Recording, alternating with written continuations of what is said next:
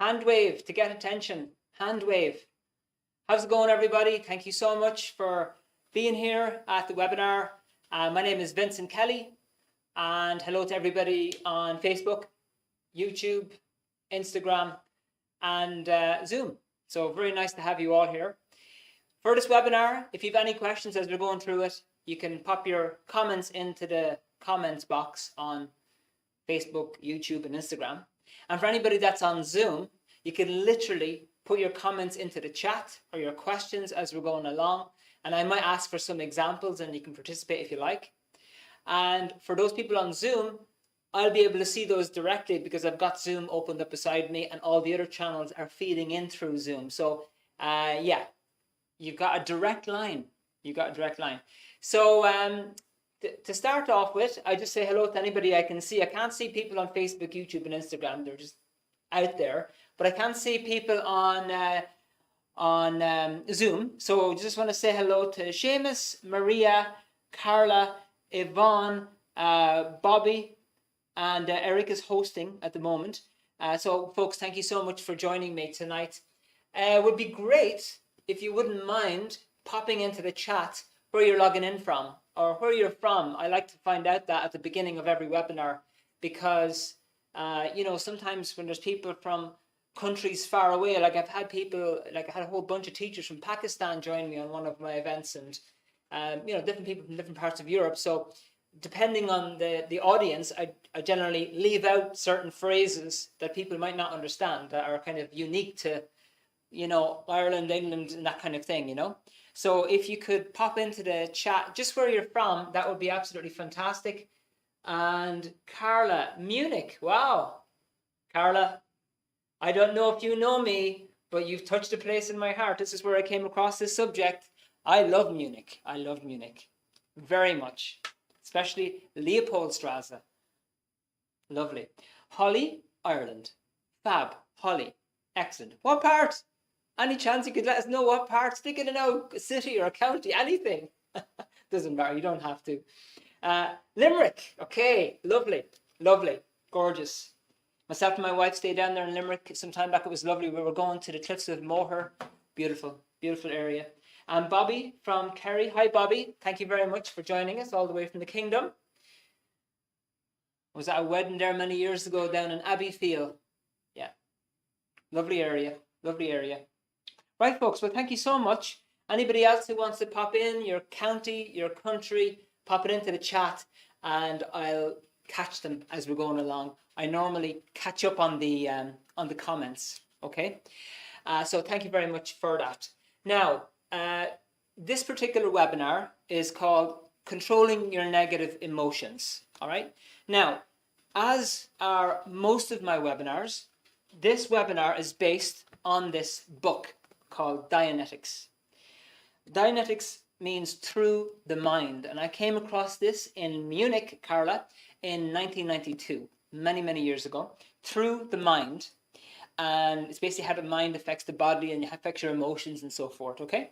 So that's that. And it was written by this gentleman. His name is L. Ron Hubbard.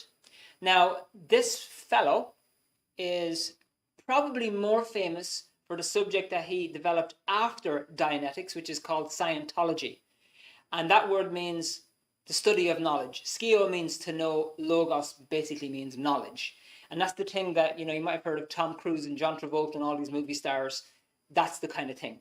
So tonight, the webinar is going to be primarily based on this particular manual, which came before it. There'll be a couple of other bits and pieces in, but primarily based on this manual. And if you do have any questions about the connection between the two, because people have heard this and that about all sorts of different subjects, if you have any questions, send a little message in there to Eric, a direct message, and he'll answer any questions that you have. Eric is hosting. Okay, folks. So the promise in the next roughly 45 minutes, if you can stop me talking for any length of time, for the next 45 minutes, the promise is you are going to learn the basics of what you need to do to control your negative emotions and to help others with theirs. Because we all have a very strong desire to help other people. So it's not just about, like when I deal with people on the webinar, yes, you are here for help as well. But you know what I found more often than not is that the people that show up on my webinars, yes, they're interested in helping themselves, but in many cases, they're wanting to help themselves so that they can help somebody else. So it's very admirable, and I think it's very good. It's a very good purpose. Okay, for those of you who stay till the end, there is a special offer which I want to tell you about. It's a special thing, but only if you stay till the end. Obviously, you're not going to find out about it until you stay till the end. So if you could, that would be great. If during this webinar you have the television on, would you mind switching it off and just give this your full attention, please? Because I really just want you to get this data, okay? And I'll try to keep it as entertaining for you as possible. I might do a dance, or, whatever you want. Pretend to be one of these artists that just does that and kind of keep your attention. I don't know, whatever it is. I'll try my best. As for myself, I give you a very quick bit of history of me. I grew up in the countryside down in Kildare. For anybody not from Ireland, it's a county not too far from Dublin. And grew up in the countryside, moved to Dublin in the 90s to study personnel management as part of a business studies degree course. Not really sure what I wanted to do. Went traveling in 1992, went to Munich, came across this book. I found it very interesting because I was interested in self-improvement, improving myself and helping other people. And I found it interesting. And when I started reading it, I found, this actually makes sense. It's quite logical. It just makes sense to me. There's no mumbo jumbo. It's very straightforward. And so I learned to use Dianetics to help others first. Of course, that was me at the time. Nothing wrong with me. Everybody else, I'll sort everybody else out first. So I learned it to help others. It really, really helped them. And I got great results for a long time. And then I said, you know what? I'll try it on myself too. And I got fantastic results. And I'll tell you a little bit more about that later. So I've been lecturing, promoting the subject. I'm a trained Dianetics counselor. And I've been doing this for over 25 years. So I know the subject pretty well. And so at the end of this webinar, I'm going to kind of leave a little slot open for any questions and answers. So if you've got questions, specific questions for me on the subject, you can ask me. And I'll do my best to answer you. Okay, I think there might be somebody in the waiting room there as well. Okay, perfect. All right, so let's get going and let's launch into this. This area of negative emotions affects everybody, right? So I have experience on this. When I was a young man, back when I was a young fella, I used to kind of get very frustrated very easily and had a little bit of a temper, as my family might tell you, a little bit of a temper, got very angry about things and, whatever. And it did cause a bit of problem for me because I sometimes said things that I didn't really, or I shouldn't really have said, did things that I shouldn't really have done, made decisions that I shouldn't really have made. So I made a few mistakes along the line. And that was because of just reacting, just losing the temper and just not really thinking logically at the time. Okay, so I have my own experience on this. Now, before we launch into the practicalities of this webinar, what I'd like to find out from you, and this is so that I can steer the webinar so that it benefits you personally, each one of you on this webinar. I want to do this for you so that you get what you want out of this, okay? So what I'd like you to do is write in the chat for me, what is the area, let me just rephrase it. What's the negative emotion that you want to handle? Okay. In other words, why are you at this webinar? Would you mind popping that into the chat? What is the negative emotion that you want to handle? And what I want to do is I want to make it just a very short list of them so that I can kind of touch off each part and make sure that it's kind of relevant to everybody. So if you could, and if you don't mind, and you don't have to, but I'd like it if you did, pop into the chat just where the negative emotions are affecting you and what is it that you want to improve, or maybe you want to help somebody else. Maybe it's somebody else that you want to address, and that would be great. Okay, so I've got a few coming in, and hello to the people who I didn't say hello to at the beginning. Sheriff, Dono, and Niall. I think I said hello to Yvonne, I did, and everybody else, yeah. Okay, self-esteem, okay, thank you, Sheriff. Very good. Okay, next one, anxiety and fear. Okay, thank you. Very good, thank you, Bobby. Holly, sadness and anxiety. Okay, thank you very much. Okay, just making a note of them so that I can kind of put it down. Impatience. Okay, thank you, Carla. Thank you very much. Okay, Yvonne, financially struggling. Okay, now, so what's the emotion that goes with that then, Yvonne? Is it worry? Like, are you worried about it? Is it stress? Are you stressed out about it? What is the exact thing? That's kind of like more of a situation. Okay, so in any event, I'll write down the area. Okay, stress. Thank you very much, Yvonne. Okay, folks, thank you so much. So let's go over some basics here, and then we will get into the nitty-gritty. Okay, so we'll start at the beginning, and what I'm going to show you here is a little diagram which explains where emotions fall in the sequence of importance. And then I'm going to go over 3 things that are external, which you can use to help you emotionally, and 1 thing which is internal. Okay, so let's have a look at this. Okay, so here we are, and everybody is trying to, well, we're all trying to survive. Okay, because I've already done this. Okay, we're all trying to survive. We're all trying to exist for as long as possible. We're all trying to do better. Everybody on this webinar, you're here because you want to do better. You want to improve. You want to survive. You want to keep going. And you want that to get bigger and bigger and for as long as possible. Okay? And then there's a scale. There's a scale of survival. So some people are surviving very well. Some people are surviving pretty well. And then as we go down here,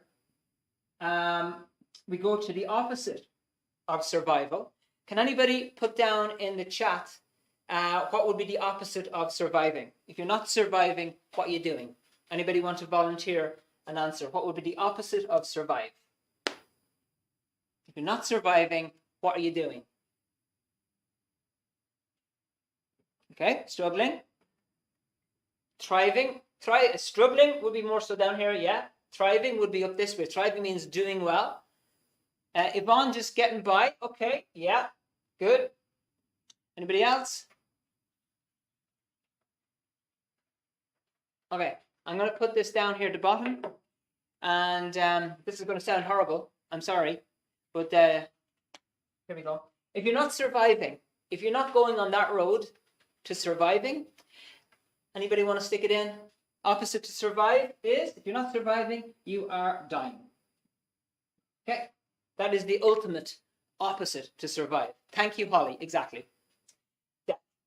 So basically, the actions that you take on a daily basis, whether it's to do with your job, your health, your relationship, your kids, your community, whatever actions that you take determines whether you're going to keep going or whether you're going to hit this area eventually.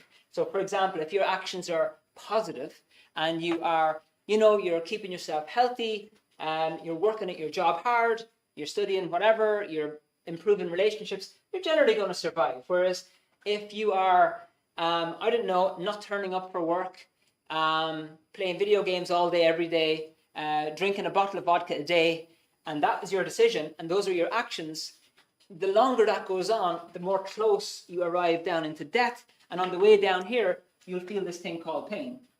Unfortunately, that is the warning signal that you're on your way that way.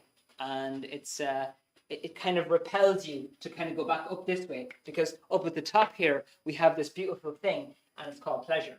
That's what we want to basically feel good. We want to do things that make us feel good and be happy. This is pleasure. Okay? Now, so thank you folks for that. Now, your actions that you take and the effort that you use is based on your emotions. Okay? So, if your emotions are positive,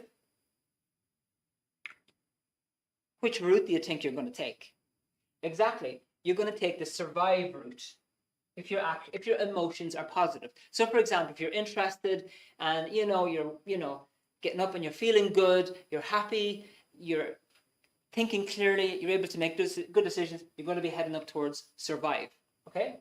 Whereas if your emotions are negative, and if you're constantly stressed, losing your temper, constantly worried, constantly anxious, you'll be more inclined, I'm not saying go straight to death, but they tend to lead you more in this direction, even by just not doing something that you feel you should do. So for example, if you had a business opportunity and it was a golden opportunity, but because emotionally you're so worried, you're so anxious, you're so afraid, you're so stressed, you miss that opportunity. To a certain degree, you've pulled yourself just slightly down from that middle zone here. Okay? So emotions, how you're doing emotionally, is really important because it determines your actions and that determines how well you survive. But there is one thing which is more important than both of those in terms of a sequence. Something comes before emotions. Dun, da, da, da. Okay, and that thing is thought. Okay, what you think and how you think happens so fast that you don't often even spot it. In other words, you could be getting stressed out over something, okay? And you think, okay, it's the weather. I'm stressed over the weather. But something happened here to affect those emotions. So for example, you could be feeling great, really happy one day, okay, feeling fantastic. And then all of a sudden you feel stressed and you feel angry because somebody gave out to you or because of a stressful situation. And then all of a sudden you're not happy anymore. Well, what you're observing is that somebody annoyed you or somebody stressed you out or you were financially struggling or you were a bit shy in a certain circumstance. But what actually happened was something changed in your thinking first. And that's why in this webinar, we're going to go over this and this, which I'll tell you about in part 2. That's why in this webinar, we're going to go over 2 things. The external aspect, okay, which is important, and things that you need to learn to help you emotionally, and the internal aspect, which is very important to know because if you don't, it is going to affect the external aspect, okay? So the bottom line is every single person on this webinar, and thank you for being here, you are here because you want to survive. You are here because you want your emotions to be positive, because you know that if your emotions are positive, you're going to survive better. But senior to this, what we're going to be looking at tonight is your thinking, how you think. So we're going to have a look at the external aspects first, and then we will tackle the internal, okay? And if anybody's any questions so far, you can pop them into the chat, and I will get to them ASAP, okay? So now, folks, at this point, I don't know what it is about me, but I like to give a lot of data, and I hope I don't lose anybody along the way. And if I do, just tell me to stop, please. Just tell me, Vincent, please put the brakes on. Please tell me to stop, okay? Because I'm just going to pound in with this data. So there are 3 things I want to tell you about that need to be understood, okay? This is the external aspect first. When I say external, I mean the emotions aspect and the actions as opposed to the thought. All right.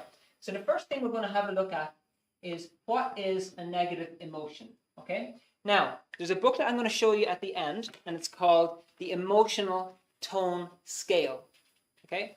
And this gives basically, the booklet, it's like a little mini course, a list of all the different major emotional points that people hit on a long-term basis and on a temporary basis, because we all We're not all waking up out of bed, including myself. I don't wake up out of bed every morning going, oh, it's a wonderful day. Oh, the stars, the sun is out. What a one! I dragged myself out, hit the floor, and then after about 10 minutes, I'm with it a little bit better. There are some basic levels of emotion, and we're just going to go over these first. Okay, happy is the first one. Person's getting on with life, satisfied, things are going well. Okay, bored. All right. Person's not really defeated, on the fence, doing all right, getting by. Next one. Antagonistic. This is where a person becomes critical. Antagonistic means unfriendly. So, for example, if you've ever been stuck behind a slow driver on a motorway and you have to get to work, and you're like, oh God, if that person could only hear what I'm telling them right now through the windscreen, that's called antagonism. Okay, it's direct, kind of critical. All right. Next one is anger. All right, that's pretty simple. Breaking chairs, etc. Next one, which is sometimes quite hard to spot, covert hostility. What that means, covert means hidden. Okay, and hostile just means somebody who is opposed to you. They don't like you. They're against you. And so this particular level of this scale is basically where somebody is very nice to your face, tells you everything that you need to hear or that they want you to hear, very friendly. But then when you're gone, stabs you in the back. Okay, so it's not real friendliness. It's like they don't like you, but they're pretending to like you.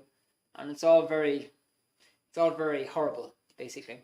Okay, but often very hard to detect because sometimes a person has a lovely smile, they appear to be fine, but in actual fact, behind that smile is not really a genuinely nice person to you at that particular moment in time. And we all go through this at some point. Okay. Next one, as we go down here, we're going to go into the next zone, fear.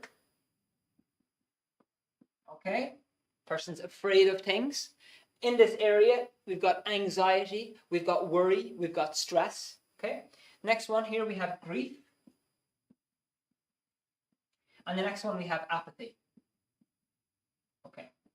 Now, grief is basically really sad. Apathy is a situation where a person has given up. All right. Now, so remember we had this route to survive, okay? And then we have death. Okay. I have a question for you now, and this is your next exercise. Everybody goes up and down these on a daily basis. Okay? Like, for example, I get up out of bed, I think I'm down here. I don't quite hit these. I might stub my toe off the bed and hit anger for a while, but I usually generally end up somewhere around here. Okay? So everybody has different moods throughout the day and they fluctuate. Okay? And it's quite natural to have these all right? And but every single person has a level where they are normally at. So for example, I could be let's say apathetic. Let's say if I lose somebody close to me, okay? And I am quite an emotional person actually. I could be hearing grief for a couple of days, okay? But then I'll come back up to this area, which is my normal, from my perspective, emotional level. Another person could be here continuously, always angry, an always angry person, always angry. Occasionally, they go up to happiness, but then soon after, they come back down to anger again. Okay? And the same story with below, a person could be in fear all the time, always nervous, always worried, always panicking about things. Occasionally, they get up to anger, but then they come back down again to their normal level. Now, here's the question. I am going to draw a line on this chart, okay? And I want you to tell me, where do the negative emotions kick in? Is it below happiness, below boredom, below antagonistic, below anger, below covert hostility, below fear, below grief, or below apathy. Where should I draw the line below? Because below that line will be the negative emotion. So I'm going to draw one either here, here, here, here, here, here, here. Where should I draw the line? Below number 1, below number 2, 3, 4, 5, 6, 7, or 8. Where should I draw the line? Okay? Where should I draw the line?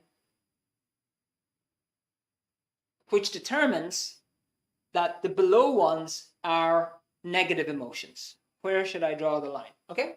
Pop them into the chat if you don't mind. Yvonne, do you have tips to stop sleeplessness? Maybe I'd have to dig them up, but maybe Eric can reach out to you separately on that. Sleeplessness. You know, a lot of sleep problems are coming from stress as well. So if you handle what I'm going to go into tonight, it's definitely going to make an improvement for sure. Okay, Holly thinks below happy, so below number 1. Sheriff, below 1, below happy. Okay. Anybody else want to volunteer? Where should I draw the line? I'm going to draw a line here somewhere, because anything below the line is going to be the negative emotion category, and anything above the line is going to be the positive one. Anybody else? Going once? Carla, but even if emotions are negative, they can still be useful, can't they? Everybody, as I mentioned, goes into these particular levels at some point in life, but I'm going to cover that in a second, Carla. I'm going to cover that in a second because I have the answer in the next explanation I'm going to give. Okay, so the line is going to get drawn here. Okay? Look, okay, we know happiness. If you're happy and you're interested in life, what's going to happen? You're going to go that way. Definitely. You're interested in life. You get up in the morning. You've got creative ideas. You're doing things. Things are going well. Okay? Boredom also fits into that category. Somebody who's bored is still not defeated. They just need a new game, something that interests them. But they're still easy to turn from that bored person into a positive person just by finding something interesting to do, you know? Now, when it gets down below these things here, and this is to answer Carla's question, you can hit these things occasionally. For example, if somebody is stealing your bicycle from outside your front door, okay? You're not going to go out and skip outside the door. Hey, how's it going, guys? Nice day, beautiful day, absolutely wonderful. Great to see you all. Great to see you. How are you getting on with the bike? How is it? How's that big thing that you're using? Is it heavy? You know, you're not going to go out like that. You're going to go out here, most likely. Anger. And that anger is like a force flow to get that done. To say, okay, guys, get your hands off my bike or else. Okay? And similarly, if you lose somebody close to you, it's quite natural to hit this grieving level because you will be grieving and you need to get the tears out. And it is quite natural, and it is, to answer Carla's question, useful for that particular moment. However, one should not get stuck in these. And this is the problem. It would be fine if occasionally we get angry from time to time over something and we return to the natural level. I can tell you, having delivered Dianetics sessions to a lot of people over the years, your natural level is there. That is your natural level.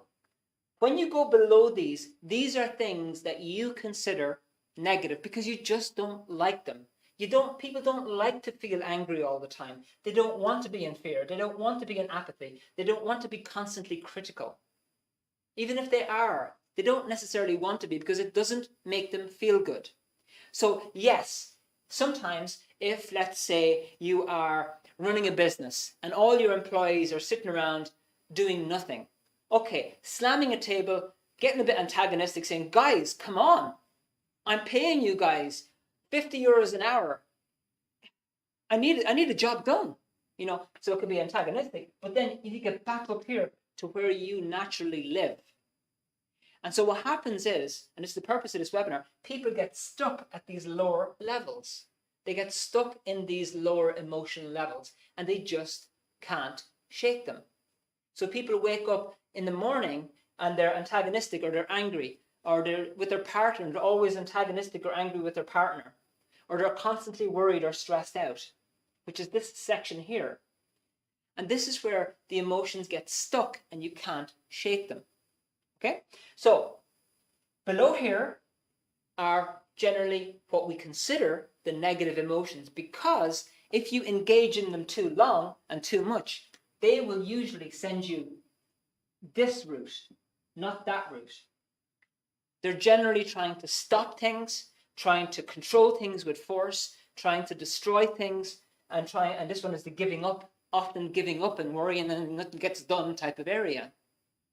Okay, so what I'm saying is this: there is nothing wrong with experiencing an emotion. We all have it, and it's natural. Honestly, it's natural. But getting stuck in these lower levels isn't really where you should be and where you live. And that doesn't mean that Vincent delivering the webinar is always going around, skipping in the meadow, going, oh, isn't life wonderful? The flowers and the trees, oh, it's amazing. You know, if I see somebody getting their handbag stolen, okay, I am liable, and it's happened many times, to run after the person, in this antagonism area, and get it handled. Okay? And it's stressful. But usually it clicks off very quickly, and then I'm back up to this natural zone where I feel much better. Okay, so next thing. So thank you very much for your participation on that one. When you consider negative emotions, it's generally in this bracket down here. It's below that line.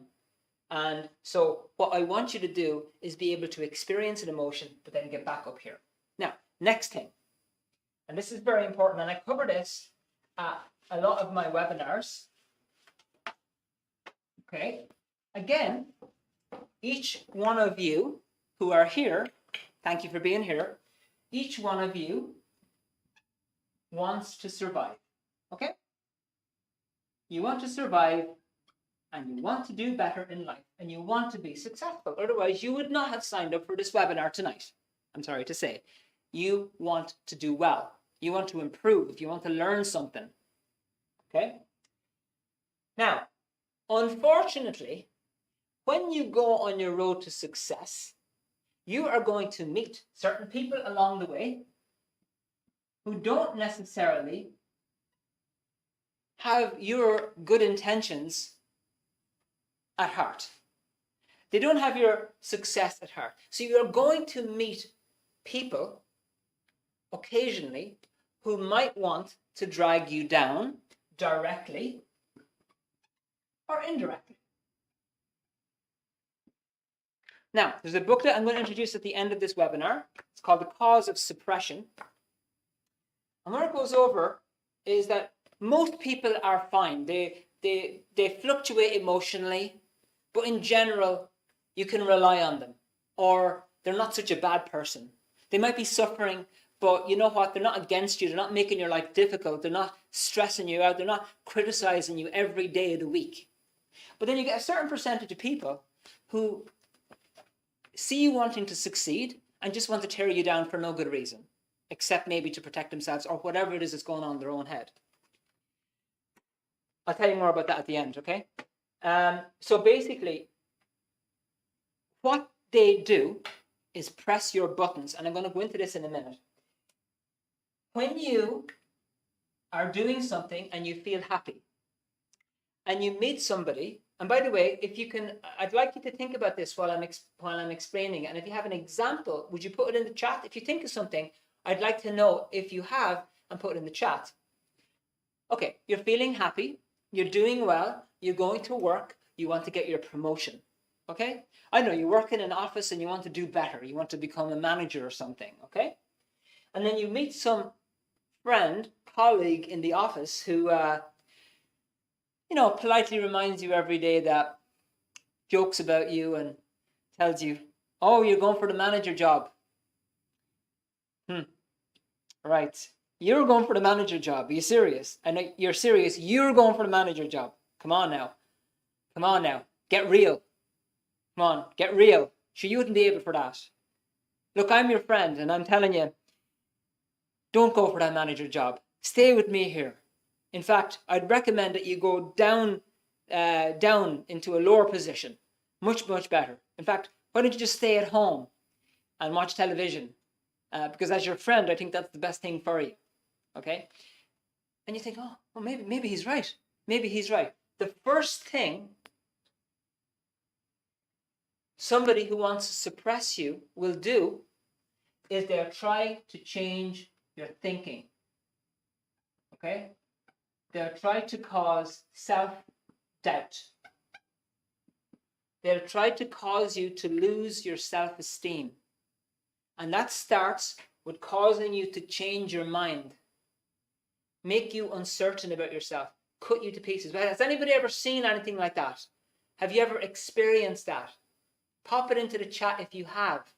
Just a yes or a no or an example. It would be great. It would be great. Thank you, Yvonne. Anybody else? Please pop it in. I just want to find out if you have experienced that. So the first thing they're going to do is try to change your thinking. Because once they change your thinking, the next thing that's going to get changed, and this is what you're going to notice, is your emotion. Okay? You are feeling happy. Now you're feeling angry. You're feeling stressed out. Just what this guy was looking for. Just what he was looking for. In other words, what somebody will try to do when they want to put you down is they want to affect you emotionally. Because they know that if you're emotionally stressed, you're going to take no action or wrong action. You're going to make mistakes. So to do that, they got to influence your thinking. And very directly or indirectly try to persuade you, either in a nasty way or a very nice, friendly, I'm your best friend kind of way, to cause you to doubt yourself and to doubt your thinking. Okay? So it's very important to know this. There's much more explained on how to identify these types of people in this booklet, which I'll go over at the very end. And thank you, Yvonne, you've seen it. Holly, you've seen it. Sharon, you've seen it. Okay, good. And it's important to know that, because what you can check out, right, is on days when you're feeling great, you wake up feeling great, and you come home from work and you feel terrible. You're snapping at the kids, you're depressed, you're stressed out or whatever. Have a little look earlier in the day to find out, did anybody try to suppress you? And it could be a very subtle thing. Just have a look.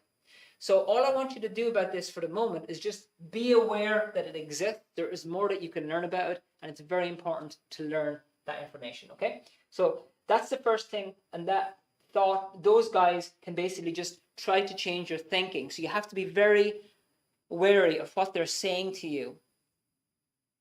You know, like a salesman, you know, you don't want the jacket. You didn't go into the shop to buy a jacket, but you go out with a jacket because the salesman changed your mind. He's now persuaded you that you need a jacket. And you came in thinking, no, I don't need a jacket, but you're walking out with a jacket. All right, next one. So this one I want to just cover very quickly because I want to save enough time for the bit at the end. And this one is communication. Okay. This is important in terms of emotions, because when you're dealing with people on a day-to-day basis, okay, whether it's family, friends, your partner, your kids, or whatever, what people often do is they want to say something, but then they don't. They want to say something, but then they don't. They say something, but then they don't. And all this stuff stacks up, and that is going to build up on you emotionally. So can I ask a question here? Why is it, you can give me one example, what would be the main reason why a person doesn't communicate things to another person that they know they should say? Like, for example, let's say, I don't know, your boss in work has given you a target and you really don't feel that you can achieve it because you're on a half day or it's unrealistic or whatever. So you just don't say it, you don't say it, you don't say it, you let it build up and then you get stressed out. So why would you not say these things? Why would you not communicate? So this is the reason. Thank you, Holly. Why is it that you don't say the things that you should say? Okay, pop it into the chat. Don't want confrontation. Very good, Sheriff. Thank you. Holly, not wanting to impose on them, not wanting to come across as weak. Good, okay? I'm just going to take up the first one. Of course, when you communicate with somebody, you can meet confrontation, which can affect your thinking, which is going to affect you emotionally. So you don't want to feel bad, so you avoid the confrontation, so you don't say anything, okay? Because you don't want to feel good, because that confrontation affects your thinking, which affects your emotion. Okay? Thank you, Sharon. Okay, not wanting to impose on them, not wanting to come across as weak. Yeah, so not wanting to impose on them. Yeah, exactly. But then you've got this idea, I don't want to impose, but I know I should communicate. But then it kind of has the same effect. Very good, Holly. Not wanting to come across as weak. Yeah, okay, good. And so you have this idea, if I communicate, I'm going to come across as weak. But again, things start to stack up and stack up and stack up. Okay? Carla, inability to say no. Good, okay. So, yeah. So if you did say no, and listen, and you can say no in a very polite way, you might be faced with some confrontation. And again, you don't like that because it affects you emotionally, and it shouldn't. If you're in work and you feel really happy, the boss coming down, screaming at you, shouldn't change that happiness from happiness to death or apathy. Because it's only words.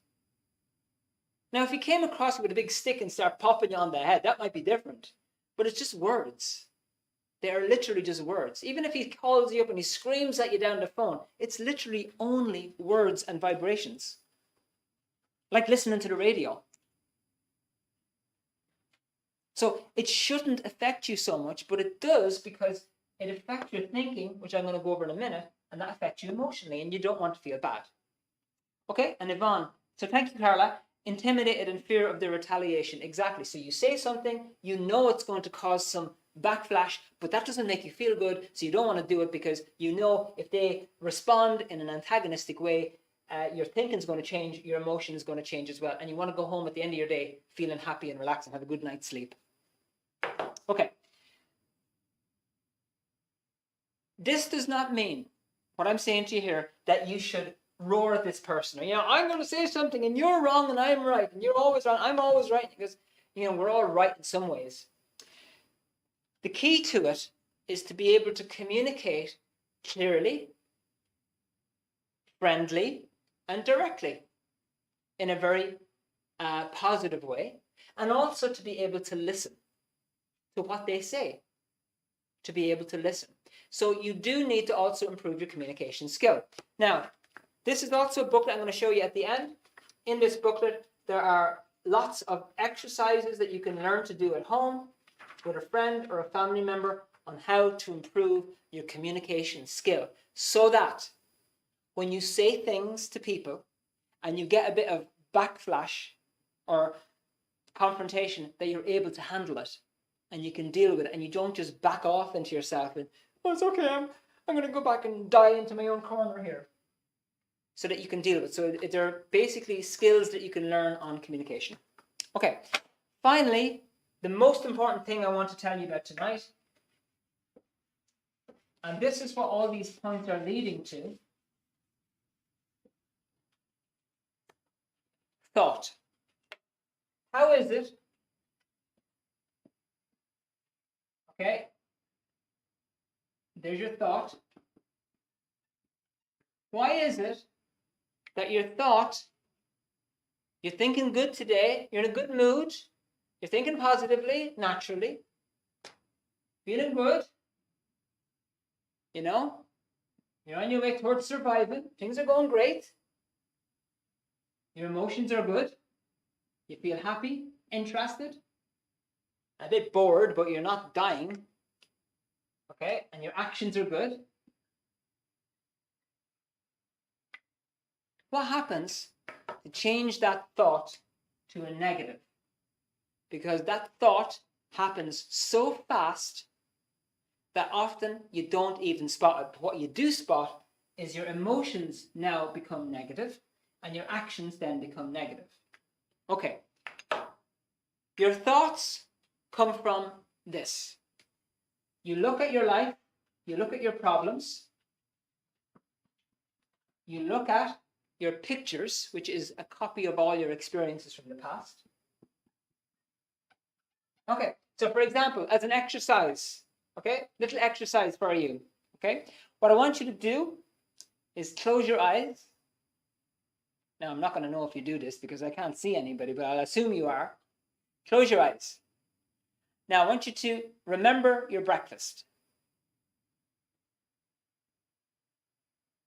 See if you can get the smell. See if you can get the taste.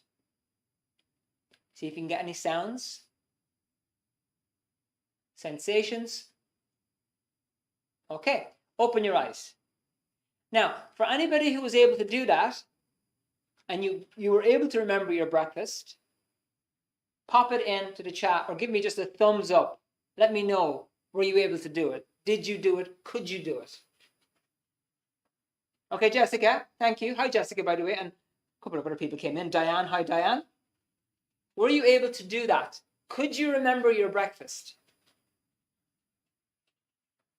Okay, well, pop it into the chat if you could. Your mind is a collection of pictures from your past. It's not that complicated, really. Thank you, Yvonne. It's not that complicated. There are some people who will tell you that the mind is all complicated. It's in your brain, and then there's this, and there's that, and you've got a chemical imbalance this, and a chemical imbalance that, and you've got holding the pen in your hand disorder, and then you've got too much going for a walk disorder, and you've got drinking tea disorder because you drink too much tea. There's all sorts of absolutely baloney, in my opinion, labels that people get stuck with to try and explain the mind and how they are emotionally. Okay, Donna, no problem. Hi, Jessica. And Sherrod. Okay, very good. So I wouldn't get into listening to people who tell you that the mind is a very complicated thing. It's all in this piece of meat here, which is not much bigger than a sheep's brain, and you can never understand it. There are basics that I learned and were learned very straightforward way, and that actually do exist. So for anybody who's able to remember their breakfast this morning, when I asked you, what you did was you simply looked at a picture in your mind, and you use these pictures to make decisions, and those decisions are in here, in this thought bracket. Oh, I can do that, or I can't do that just yet, but I'm going to learn. Then that affects your emotions and your actions. Now, the problem is, there is a part of your mind which is not under your control. And in Dianetics, we call this the reactive mind. It affects your thinking, and it is the primary thing which causes you to think negatively, which causes your negative emotions to keep in and keep stuck there. In your reactive mind are two things. Moments of physical pain. For example, if you got bitten by a dog, or you had an operation, or you were in a car crash, or you fell out of a tree as a kid, or you broke your leg falling off a scooter.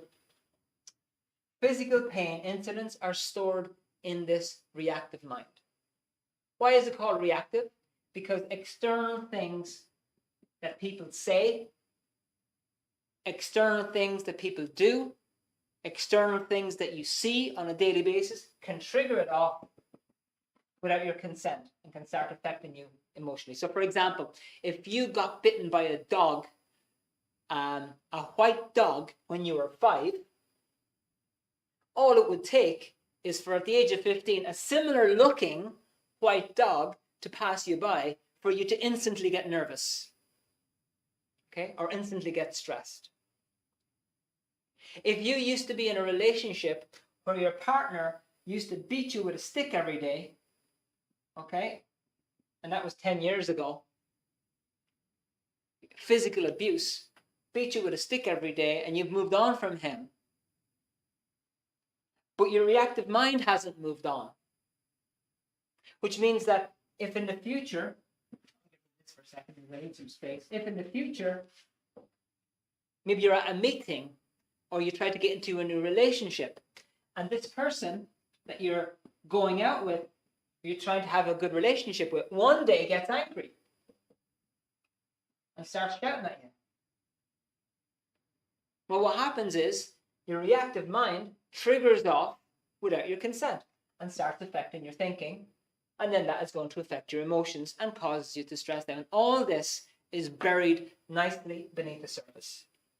The second thing that is stored in your reactive mind is loss. If you lose somebody close to you, like a friend or a family member, for example, if let's say you lost your mum many years ago, 5 or 6 years ago, or whatever, and you meet somebody, let's say you have a friend, and they want you, because of their own insecurities, to stick with them, okay? And they know by just talking about your mum all the time, mum, your mum, oh God, what would your mum think? Oh, your poor mum. Let's go visit the graveyard every day. Here's a picture of your mum. Here's a picture of an old person. Here's a picture of my mum. And just constantly use those things to keep you at a certain level. Why? Because they know that just by saying those things triggers off your loss on a continuous basis. And without you even realizing it, you're moving and changing from somebody who's happy to somebody who's sad. What I'm trying to get through to you is this, is that your emotions and the negative emotions that you can't get out of, the reason you can't get out of them is because of your, I got rid of it there, your thinking. Thought is boss. Thought is king. Your thinking determines your emotions. And often those thoughts happen so fast you don't even see them. So the more painful things that you have experienced in your past, whether it's a bad relationship, or whether you lost a child, or you lost a business, or you lost your job, or you had some very bad physical experiences, the more of that that's happened, the more external things can trigger you off without your consent. The longer that goes on, and the longer it's not handled, it grows, because every time somebody stresses you out, or you get stressed out or something, this thing gets added to. It gets added to. It gets added to. It gets bigger and bigger and bigger and bigger and bigger, to the point where a person can become more reactive, more antagonistic on a daily basis, much more suspicious of people. They used to be open-minded and willing to talk to people, and now they're suspicious of everybody. They don't trust a soul. Okay? Why? Because this thing is just building and building. The person used to be relaxed and now is continuously worried or continuously anxious. What else do we have here? Stress and impatience and so forth. Continuously like that. It's because of a build-up of things in this reactive mind. And remember, this reactive mind is called reactive because it reacts. It doesn't think, it just reacts. And it is not under your control. It just kicks in and affects your thinking, which affects your emotion. Okay, now I've got one last exercise before I suggest to you what would be the next course of action, okay? Can you give me an example of something that you have noticed in your life that can trigger you off? In other words, something that can take you from a positive emotion, whether it's happiness or enthusiasm or interest, right down to a negative one. Just give me one example. You might have many, but please take this opportunity to write down an example in the chat of one thing that makes you react. Got it, Shareth, your mother. Thank you. And you know something interesting is that the very interesting thing about parents is that a lot of your stuff from your past often involves that person in some way, directly or indirectly. Whether they were giving you sympathy at the time or whether they were involved in it, they just press the buttons without you even realizing it. So very good example, Shared, because it comes up a lot. Family. Okay, Carla. A certain tone of voice, great. All right. So the person comes in with this nasty vibration of, and what should happen is you can maintain your smile and your relaxed nature. That's what should happen. But instead of that, you get all nervous and stressed, and you're angry or worried or whatever. All that's happening there, Carla, with that certain tone of voice, the person that's using it knows, in many cases, that they can use that tone of voice to control how you think and thereby control your emotions. Because all they're doing is triggering off something in here. They most likely don't even know what's in there, but they know that that tone of voice triggers this, causes you to doubt yourself, then the negative emotions kick in. Brilliant. Thank you very much. And Yvonne, constant criticism. Same story. Person finds the angle, uses that angle directly and deliberately in many cases, because they know that if they use that tone with you, they can control the daylights out of you. Make you super sympathetic, make you feel sorry for them, make you do what they want, make you feel guilty, these kind of things. Why do they do it? That's explained. It's a bit more of a deep question, but it's explained in this booklet, which I'm going to show you at the end. Fear, Bobby. If a person is in fear continuously, remember that emotional level I went into? That fear is something that means that basically they're stuck at that point of that emotional level, which means that something is affecting their thinking, and that is affected by this part of the reactive mind. Okay, that is the source. The only permanent and good handling for that is to clear up this stuff here. So people ask me, as you have just done, Bobby, and thank you, Vincent, give me a couple of quick tips on how I can be happy for the rest of my life. I go, well, all you got to do is 1, 2, 3, 4, 5, and all grand, happy days, we're all great, okay? I could give people tips, but often they're just temporary things. They don't last for a long time. They're good, and if you do them continuously, they help, but you need to get to the root of fear, and the root is that reactive mind. And just to answer your question, Bobby, the very first thing I get if somebody's in fear continuously is to take regular walks on their own and look at things. Go walk around the block, look at things, and find things that are not being a threat. Okay, so if you have a friend or a family member who's in fear, you recommend to them, or suggest to them, or even bring them out for a quiet walk and have them look at things that are not being a threat to them, and find things, and just do that daily. Okay, so there's a little bit of a tip. There's a booklet which explains all this fully, Bobby. I don't have it tonight. It's called Solutions for a Dangerous Environment, and it kind of goes into that a little bit more. But yeah, that's that. Okay, so folks, summary then. The basic reason why you experience negative emotions that you cannot shake is because of a part of your mind called the reactive mind, which gets triggered without your consent. It affects your thinking, which affects how you feel. This can affect where you are emotionally on a daily basis. It can affect your ability to handle suppressive people who want to put you down and who want to criticize you so that you avoid them. And it can also affect your ability to communicate. Because what happens is when you try to communicate, somebody is opposed to what you're saying, and then you get all stressed out again. This is the stress factory. You're carrying around a factory which creates stress. And that has to be cleared. In Dianetics, which is this one here, I'm going to show you in a minute, it goes over exactly how to clear up this. It's done with 2 people, and it has to do with locating and handling these past bad experiences in a very exact way so that they are completely cleared up. Okay, so folks, it's 9 o'clock. I want to show you very briefly before we finish off, and at the end of this I'll open if anybody wants to stay for questions and answers, you can. I want to just show you what I've put together for anybody who's interested in learning more. Okay, the first thing is the Dianetics book. And let me just tell you a little bit about this.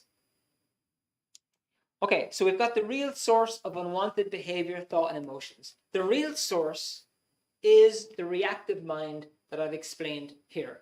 There's a lot more given in the book, a lot more examples, and it's made abundantly clear exactly what the source of that is. So let's not just cover it all up with flowers and say, oh, it'll be all grand in about 10 years' time. Let's really confront it and get in and handle the root of the problem. Okay, next part is full discovery of the parts of the mind and how they work. So you're gonna, like, honestly, folks, each one of you are carrying around a very important thing called the mind. You're carrying it around with you. You need to understand at least the basics. At least. You know, when you're driving your car, you at least need to know how to steer it, how to put the accelerator on and the brake. Okay, you need to know those things. And the same with this here. Even if you don't know every single word of this book, you need to know the basics. Okay, next bit. Exact step-by-step therapy to fully use your mind to unlock your full potential. So in this book, there are 3 books. Book 1 is about the end result of Dianetics. Dianetics is done until an exact point and no further. Book 2 is about how your mind works and the parts of the mind. And book 3 in this book shows you the exact steps that you do in order to fully clear up this reactive mind so that it's never going to affect you again. And so that you're back to yourself again and you can maintain that positive position emotionally. The book has been translated into 50 languages. And if you get it tonight, before the end of the webinar, it's sent with free shipping. Now, I'm going to have a special offer coming up in a minute, but I want to show you a little bit what I'm going to do. For anybody, and this is why I wanted you to stay tonight, the 3 booklets I'm going to go over as follows. Normally, I just promote this book, Dianetics, okay? But what I'm going to do tonight, I've got these other booklets that I've showed you. The Emotional Tone Scale booklet, which I showed you at the beginning, where you can find out exactly where you are on the emotional scale.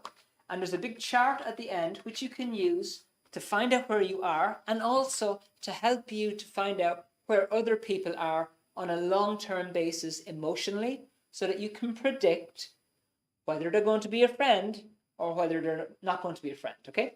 But anyway, you can also use this to see where you're at emotionally and also to help yourself rise up the scale. So that's a very simple, easy to understand book. There's pictures and there's also a free online course that you can do with this book, okay? So I'm going to put that in as well. So we're going to start, that's the emotion tone scale from the bottom. We take the top one. Cause of suppression. Again, this is absolutely vital data. You need to know, as you're going through life, who not to get involved with and who to get involved with. And as I mentioned at the beginning, again, there's loads of pictures of this.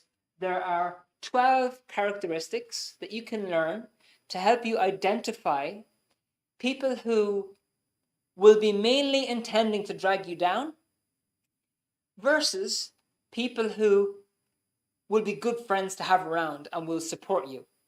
And it's really vital to know that data. And in this book, if you are being affected by somebody who puts you down a lot or who is constantly hostile towards you, this is absolutely vital because it gives you the tools to learn how to handle that, okay? And also at the back of this book, there's exercises, there's a little workbook that you can do, and also there's a free online course that goes with that as well. Okay, and then finally, the communication booklet. This is, again, a godsend, in my opinion. You learn all the basic factors of what good communication is. And it's not just talking, blabbing. It's about listening as well. And there are practical exercises that you can do with a friend or a family member. And you just practice your communication skills until you're at a point where you can say the things that you want to say. And even if you do get a bit of backflash, you're able to handle it and you don't go down the tubes. So this is a very practical book/course. And again, there's a free online course that goes with this booklet. Okay, so you read the booklet and you can answer the questions online and there'll be somebody online who can help you to correct those. Okay, so now, in terms of cost, the 3 of these together plus the Dianetics book would be €35. So €20 for the Dianetics book and €5 for each of these booklets. It's not much and it's very, very valuable. If you get it tonight, it'll be €25. So I'm going to be putting the offer on the chat here for you. And okay, thank you, Eric, has already done it. If you get it tonight, before the end of the webinar, and I'll be hanging on here for about 10 minutes or whatever, so to answer any questions. If you get it before the end of the webinar, you get it for €25, okay? And look, the reason for that is it's just to encourage you to do it, to go for it, to get some basics so that you can learn yourself. It's all very well listening to how amazing Vincent is and getting these points across, but it's much better if you have all of the information. You can sit at home in your own spare time and make sense of it yourself and make your own mind up about it, okay? So that's the Dianetics book, which is 500 pages. It's got a beautiful glossary at the back of it, very, very clear communication in it. And the 3 booklets, the emotional tone scale, which helps you to determine where you and others are emotionally, the cause of suppression, so that you can find and deal with people who put you down in life, and then the communication booklet to help you improve your communication skill, okay? So that's the offer. I really do hope that you get that tonight, and I really strongly encourage you. Okay, now that sales speech was out of the way, I want to open the floor for anybody who has any questions that you want to ask me, and if you do, please pop it into the chat, and I would encourage you to do so. Anything that you have on what I've gone over tonight, the books, my own experiences, any questions at all, please take this opportunity to pop them into the chat, and I will do my very best to answer them for you.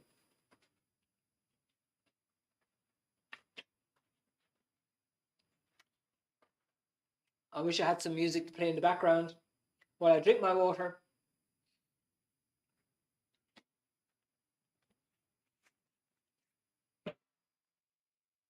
Okay, and yeah, so just if you have any questions on any of those aspects that I went over, even the communication aspect, the emotional levels, the suppression, or this reactive mind that I went over, or in fact the materials, pop them into the chat. And if you can't think of it right now, just take a moment to just absorb it. I'm going to give you 1 or 2 more examples of why I got involved in this, and for a few minutes, and then we'll wrap up. So at the end of the day, you came to this webinar because you wanted to find out something to improve yourself, okay?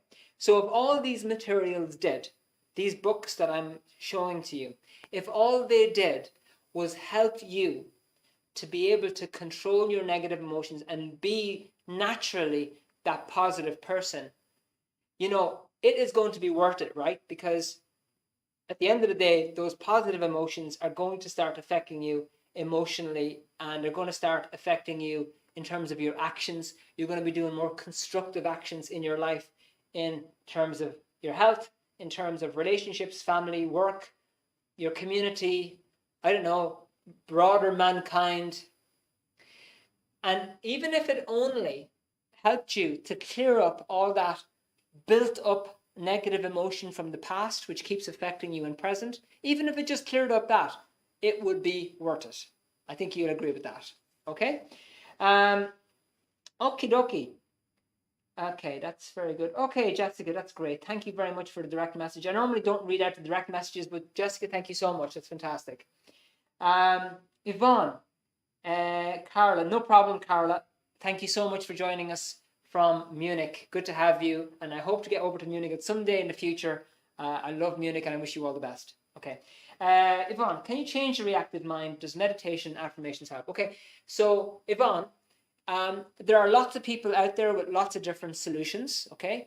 And I'm a kind of an anti-drug kind of a person. I don't like people going down the whole drugs route and pumping themselves full of medication to handle stress and so forth. So anything outside of that, you know, it's at least positive. So things like, as you mentioned, meditation, these things do help people, you know, and I have many people that I've known who've got great benefit from meditation and so forth, and it's helped them both emotionally and physically. And again, with the other one here is affirmations, which is basically positive statements, saying things positively, okay? And there's nothing wrong with these things. What I have found, and the reason why I tackled and learned this subject only, because I found out about these other subjects in prior to coming across Dianetics, is that the main idea with Dianetics is to get to the root, to get to the reason why you stress in the first place, the reason why you get so anxious, you lose your temper, you think so negatively. Because if you don't get to the root of it, you're going to have to keep doing these things to help you to cope with the negative thinking and the stress that's coming up in a daily life. And so many people do meditate and do positive affirmations because these are things that they need to keep in and that they do help them. But the problem is that if you don't clear up the root, you have to keep doing that and keep doing it. Whereas if this stuff is cleared up, if you really dig in and find the root and it's handled properly, and this is what the Dianetics book is about, if it's handled properly and fully, then you're going to be naturally relaxed without effort, naturally feeling good, naturally thinking creatively and positively without having to say, read the affirmations in the morning. And as I said, there's nothing wrong with them. But I'm just saying, you don't necessarily, once this stuff is cleared up, you don't necessarily have to have them because it's just coming naturally without any effort. And so, as I said, the reason I stuck with this is because it's more of a permanent solution. Once these things are cleared up using the procedure in Dianetics, they're done. They're clear. They are never going to affect you again. Done. Dusted. If you're handled properly, done. Never going to affect you again. And so what you're trying to do, and what we're trying to do, is restore a person's ability and restore a person's happiness and ability to live life and be themselves. And this area of relaxation and natural positive thinking comes in at those higher levels of emotions, which is where I told you people are at. So I hope that helps you, Yvonne, on that question. So the question is, can you change the reactive mind? The answer is yes. And what you're trying to do with this reactive mind, using the exact 10-step procedure in the Dianetics book, you're finding things that are in here, you're locating things, incidents that happen to you, which are nicely buried. And sometimes it's going to be a bit like the procedure of peeling an onion. So you peel off the outer layers and then you find out what's underneath.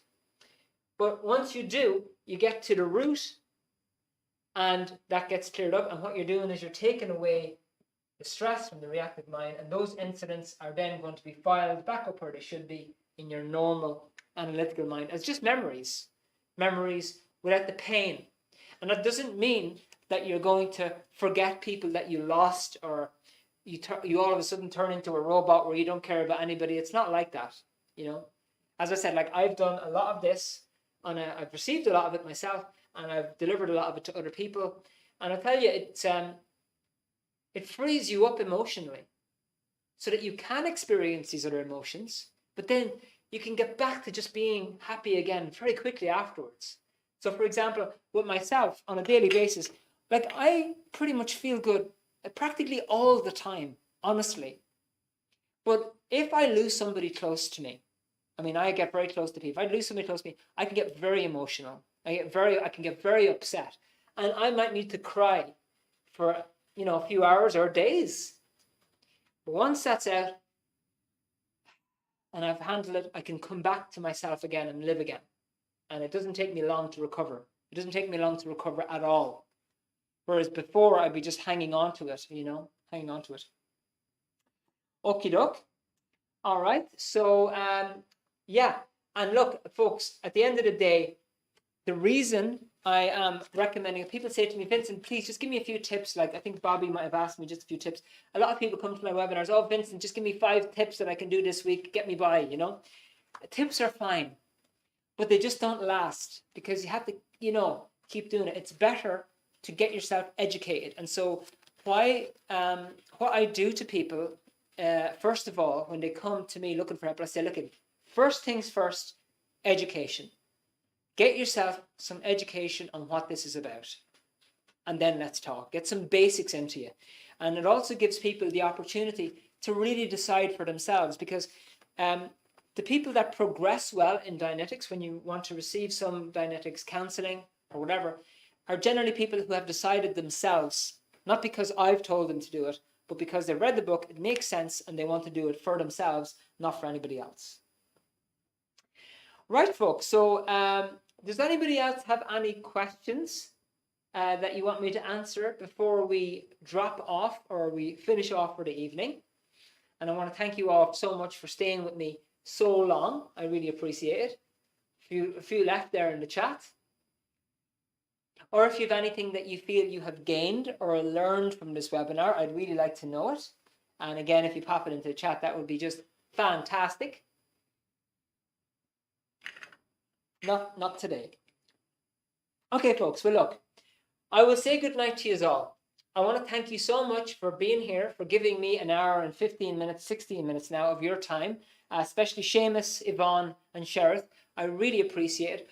Honestly, I do hope that you get these manuals. They are really useful, and we also do follow-up. If you need help on them, you can always contact us and we'll help you out to get through them. If you want to follow it up to have somebody to work with, we can help you with that too, okay?